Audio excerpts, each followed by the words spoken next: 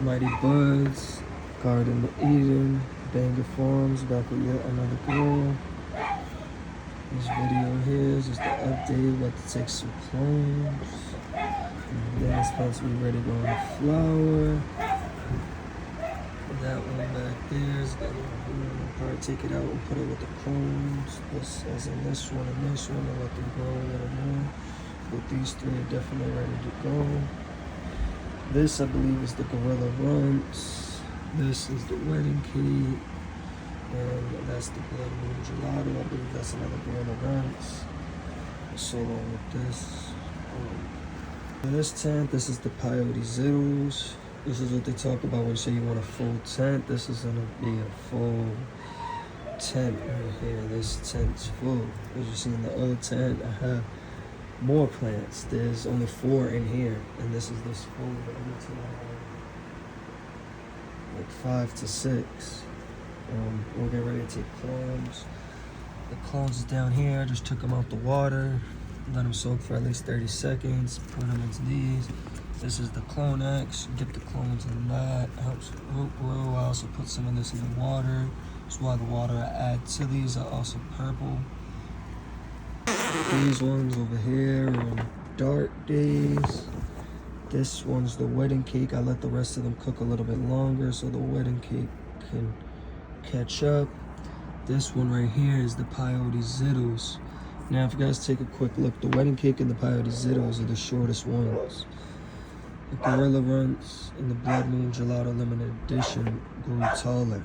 That's why we gotta figure out when those bud, but each grow cycle is different. The Peyote Zittles could have just grew taller that time and didn't grow as tall this time. You know? But if you notice, the Blood Moon, let me get a better view on the Blood Moon. Purple as hell.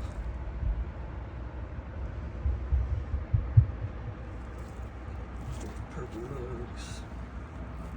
Blood Moon, Gorilla Runts. Decent sized nugs. The Wedding Cake got decent sized nugs too. Some purple coloring.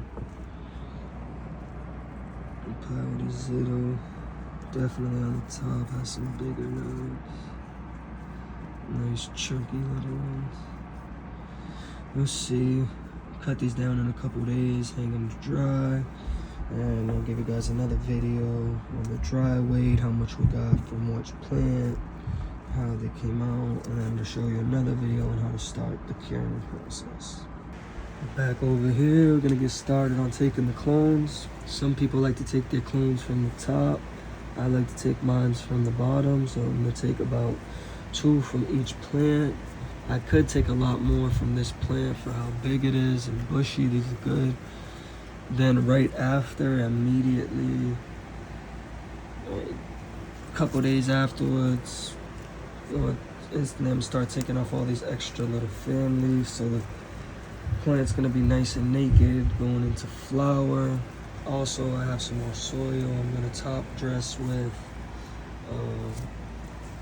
The last time the other ones in flower, I transplanted them into other pots with the same amount of soil that I'm gonna just top dress these with.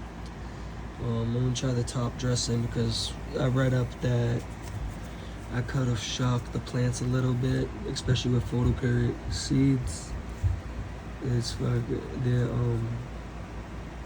better to just top dress. And with the soil that I use, I only need to add a little more soil. It has everything it needs to freaking feed everything from seed to harvest anyways. And just gotta keep an eye on that. But I am gonna add more soil. The soil has gotten down a lot. I'm gonna fill it back up.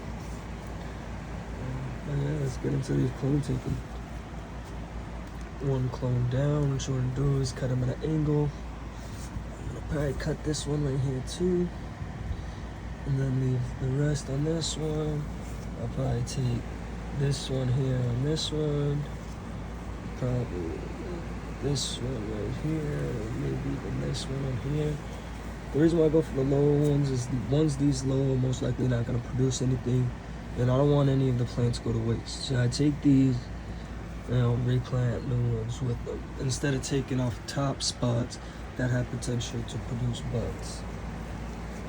They say the top ones are more stronger, but hey, to each his own. Everybody has their own personal preference. I do top them on the top, but that's not the same as cutting a clone. But I could take clones from like ones like right here, but we got one. As soon as you cut it, you dip the root in there, plant it in there, put the top on, put some water in there, and that's basically that. Just like that, we got 4 of them, and they're new starter roots. Put it back there, and back there. Take 4 more on this plant. Take them out right there,